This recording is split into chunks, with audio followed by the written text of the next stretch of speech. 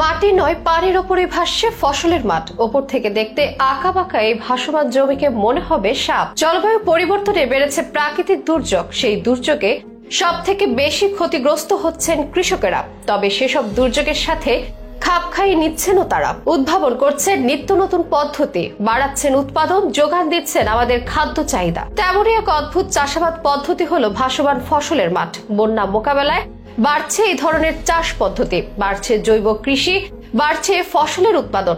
আস্ত একটি ফসলের মাঠ ভাসছে পানিতে। বন্যার পানি বাড়লেও নেই কোনো ভয়, দিতে হচ্ছে না রাসায়নিক কোনো সার।